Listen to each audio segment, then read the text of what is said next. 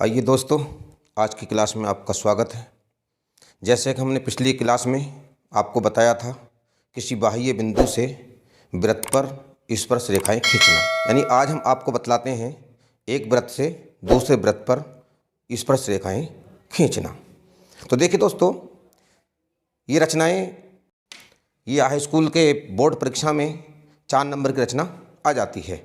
तो हमें बतलाना है, जैसे कि आपके स्क्रीन पर ये क्वेश्चन है कि 8 सेंटीमीटर लंबा एक रेखाखंड ए बी खींचिए। ए को केंद्र मानकर 4 सेंटीमीटर त्रिज्या का एक वृत्त तथा बी को केंद्र मानकर 3 सेंटीमीटर का एक अन्य वृत्त खींचिए। प्रत्येक वृत्त पर एक दूसरे वृत्त के केंद्र से स्पर्श रेखाओं की रचना कीजिए। तो देखिए, जैसे क्वेश्चन में दिया है, सबसे पहले वो कर लेते हैं कि 8 सेंटीमीटर लंबा एक रेखाखंड खींच लेते हैं। तो हमने सबसे पहले 8 सेंटीमीटर का एक लंबा रेखाखंड खींच लिया। ये हमने लिया और हमने जो है 8 सेंटीमीटर दूरी लेकर के जो है हमने एक रेखाखंड ये खींच लिया 8 सेंटीमीटर का। इसका हमने नाम रख दिया ए और बी। ये ए है और ये बी है। ये खींच लिया। उसके बाद कह रहे हैं ये ए को केंद्र मानकर 4 सेंटीमीटर त्रिज्या का एक वृत्त तथा बी को केंद्र मानकर 3 सेंटीमीटर का एक अन्य वृत्त खींचिए। तो पहले हम ए को केंद्र मान लेते हैं और 4 सेंटीमीटर का वृत्त इस पे हम एक खींच देते हैं। इस पे जो है हम 4 सेंटीमीटर का एक वृत्त खींच देते हैं। हमने 4 सेंटीमीटर दूरी जो है अपने प्रकार में इस तरह से सेट कर ली। ये 4 सेंटीमीटर की दूरी जो है हमारे प्रकार में सेट कर ली और हमने ए को केंद्र माना और ए को केंद्र मानकर जो है हमने ये एक चाप ये लगा दिया। हमने ये एक चाप लगा दिया। अब हमने बी को केंद्र माना और 3 सेंटीमीटर की दूरी लेकर 3 सेंटीमीटर दूरी ले ली हमने ये, और बी को केंद्र मानकर हमने जो है 3 सेंटीमीटर का एक वृत्त बी पे लगा दिया। इस तरह से 2 वृत्त हमारे बन जाते हैं। अब हम क्या करते हैं, आगे को हम जो रेखाखंड हमारा ए बी है इसका लंबवर्धक करते हैं। रेखाखंड ए बी का लंबवर्धक किया, यानी आधी ज्यादा दूरी लेकर के एक चाप इस साइड में लगाई और एक चाप इस साइड में लगाई। फिर हमने केंद्र चेंज कर, यानी कि बिंदु चेंज किया। बिंदु ए पर अपना वही प्रकार वही दूरी रखी और हमने इस साइड में चाप लगाई और दूसरी साइड में ये हमने चाप लगाई। इस तरह से चापों ने आपस में जहाँ काटी, इधर काटा, इस पर रखते हुए रेखाखंड ए बी पर एक केंद्र प्राप्त करा। नहीं, पहले हमने रेखाखंड ए बी को क्रॉस कर दिया। इससे जो है मिला करके हमने जो है रेखाखंड ए बी को इस तरह से क्रॉस कर देते हैं।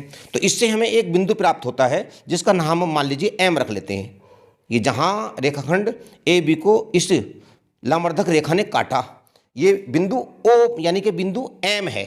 इस बिंदु को हम एम मान लेते हैं। अब हम या तो बी एम दूरी ले लें या ए एम दूरी ले लें। क्यों कि ये दोनों आपस में बराबर हैं, एक रेखा के ही 2 भाग हैं। तो हमने बी से लेकर के एम तक की दूरी प्रकार में ली और एम को केंद्र मानकर एक वृत्त लगा दिया, एक वृत्त खींच दिया। ये हमारा वृत्त खिंच गया। अब इस वृत्त ने एम वाले जो इसका केंद्र एम था, इस वृत्त ने वृत्त ए को सी, यानी ये सी और ये मान लीजिए डी, सी डी बिंदुओं पर काटा। और वृत्त बी को, ये देखो वृत्त बी को कहाँ काटा, वृत्त बी को मान लीजिए हमने ई और एफ बिंदु पर काट दिया। ये नाम हमने मान ली एफ बिंदु पर काटा, एफ बिंदु पर काटा। अब हमने क्या किया, अब हमें जो है यानी कि वृत्त ए से वृत्त बी पर को स्पर्श रेखा खींचें। यानी ए से जहाँ ये काटा है इसने ई पर, ए से ई को मिला दें, ए से ई को मिला दें। ये हमने ए रखा और ए से ई को हमने बिल्कुल सेट करके इस तरीके से हमने ये ए से और ई को मिला दिया। ये मिल गया। इधर जो है हम फिर ए से एफ मिला दें, ए से एफ मिलाएं।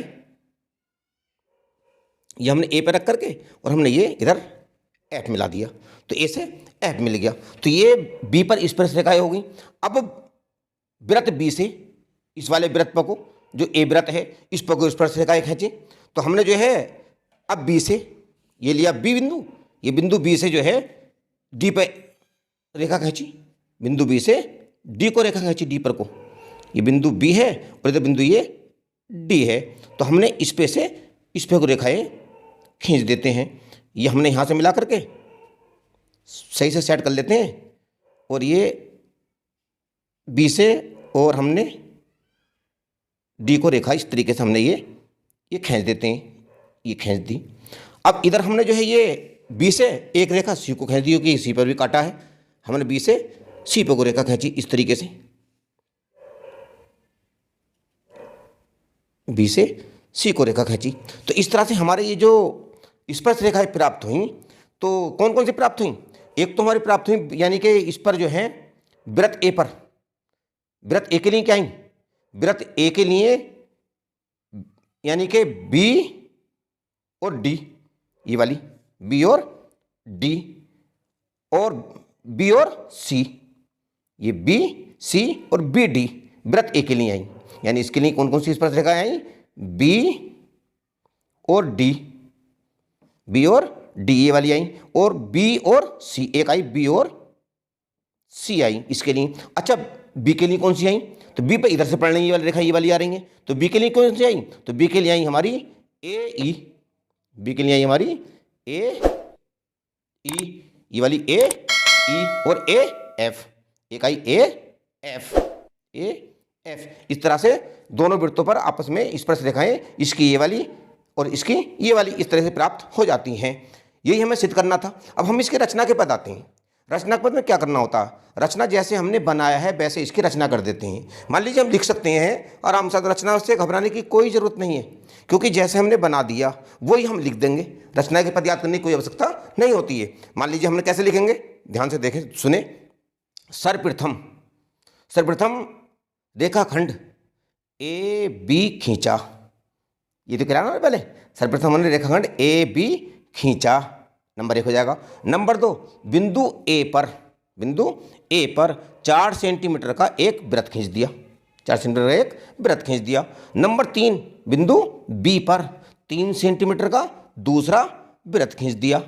नंबर 4, रेखाखंड ए बी का लंबवर्धक किया, ए बी का लंबवर्धक किया, जिसने रेखाखंड ए बी को बिंदु एम पर काटा, नंबर 5 कर लिख सकते हैं कि प्रकार में एम बी या एम ए की दूरी लेकर एम को केंद्र मानकर एक वृत्त लगाया, एक वृत्त खींचा, जिसने वृत्त बी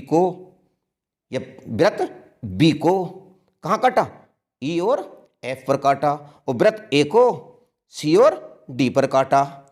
इस प्रकार हमने ए ई और ए एफ मिलाया और बी सी और बी डी मिलाया। यही स्पर्श रेखाएं हैं, यही हमें सिद्ध करना था।